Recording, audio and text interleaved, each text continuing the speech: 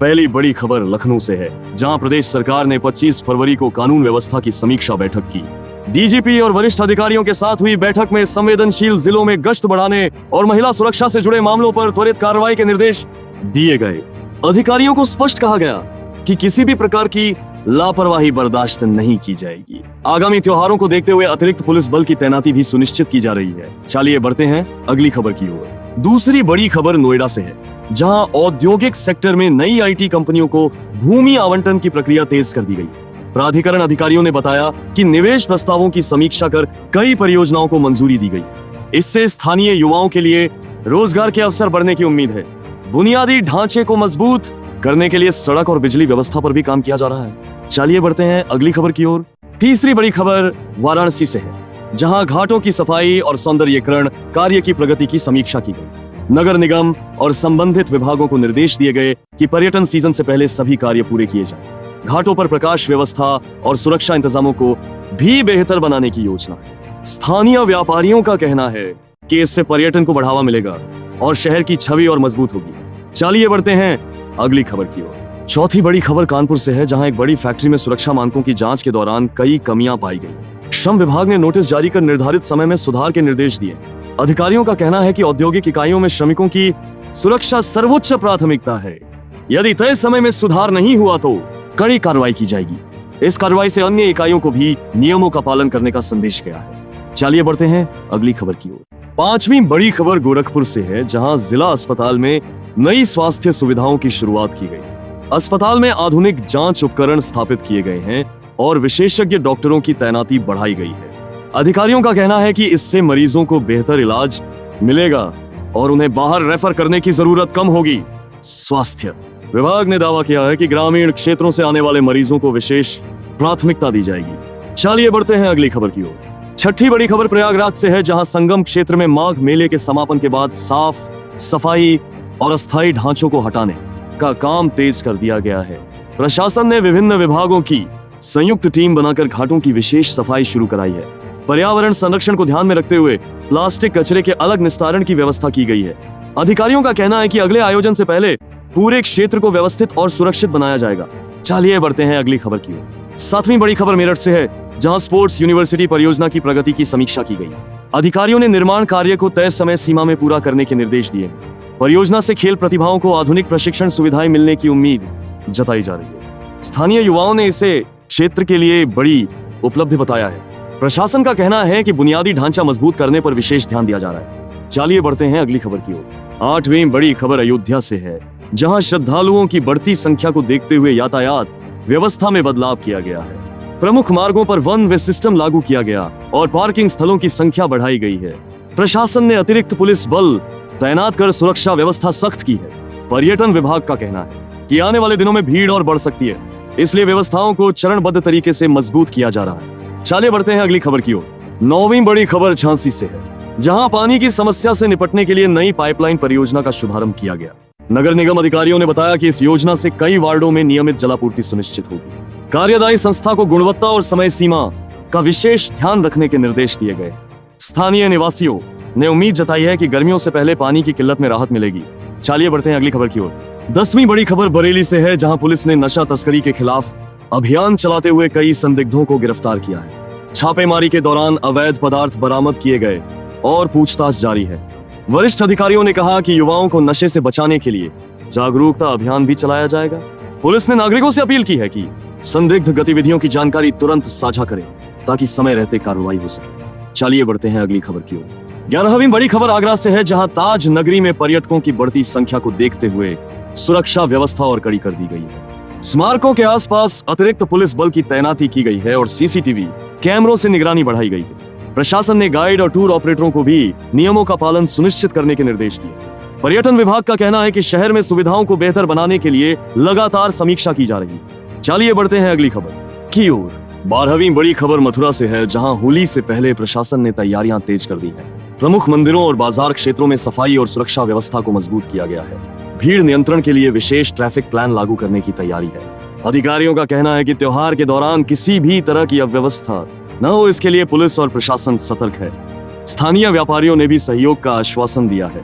चलिए बढ़ते हैं अगली खबर की ओर। 13वीं बड़ी खबर अलीगढ़ से है, जहां विश्वविद्यालय परिसर में वार्षिक सांस्कृतिक समारोह का आयोजन किया गया। कार्यक्रम में छात्रों ने विभिन्न सांस्कृतिक प्रस्तुतियां दी और प्रशासन ने उत्कृष्ट प्रदर्शन करने वाले विद्यार्थियों को सम्मानित किया। विश्वविद्यालय प्रशासन ने कहा कि इस तरह के आयोजनों से छात्रों की प्रतिभा को मंच मिलता है।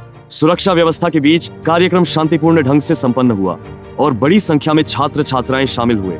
चलिए बढ़ते हैं अगली खबर की ओर। 14वीं बड़ी खबर सहारनपुर से है, जहां वन विभाग ने अवैध कटान के खिलाफ विशेष अभियान चलाया है। कई स्थानों पर छापेमारी कर लकड़ी से भरे वाहन जब्त किए गए हैं। अधिकारियों ने कहा कि पर्यावरण संरक्षण के लिए सख्त कदम उठाए जा रहे हैं और दोषियों के खिलाफ कानूनी कार्रवाई की जाएगी। ग्रामीण क्षेत्रों में जागरूकता अभियान भी चलाया जा रहा है ताकि अवैध गतिविधियों पर रोक लगाई जा सके। चलिए बढ़ते हैं अगली खबर की ओर। 15वीं बड़ी खबर गाजियाबाद से है, जहां नगर निगम ने संपत्ति कर वसूली अभियान को तेज किया है।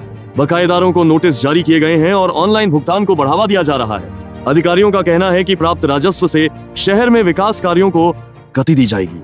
नागरिकों से अपील की गई है कि वे समय पर कर जमा करें ताकि प्रशासनिक योजनाएं प्रभावित न हो। चलिए बढ़ते हैं अगली खबर की ओर। 16वीं बड़ी खबर कानपुर देहात से है, जहां सड़क सुरक्षा अभियान के तहत स्कूली छात्रों और वाहन चालकों को जागरूक किया गया। ट्रैफिक पुलिस ने प्रमुख चौराहों पर हेलमेट और पास तीन दी है। सीट बेल्ट चेकिंग अभियान चलाया और नियमों का उल्लंघन करने वालों पर चालान भी काटे गए। अधिकारियों का कहना है कि बढ़ती सड़क दुर्घटनाओं को देखते हुए यह अभियान लगातार जारी रहेगा।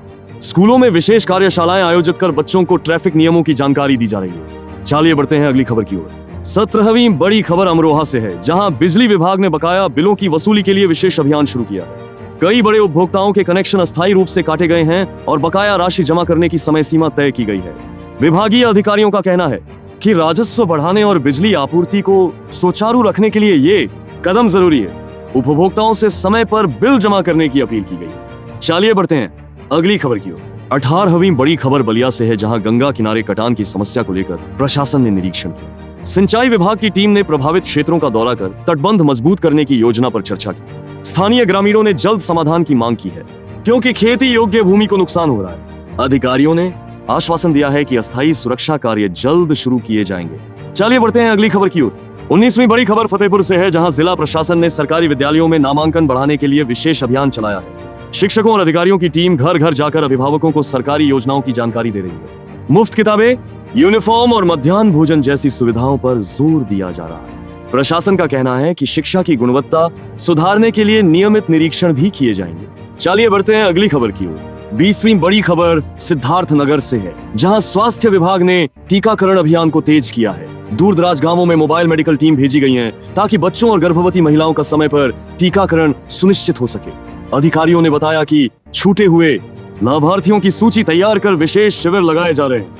विभाग ने लोगों से अपील की है कि वे अफवाहों पर ध्यान न दें और टीकाकरण में सहयोग करें। चलिए बढ़ते हैं अगली खबर की ओर।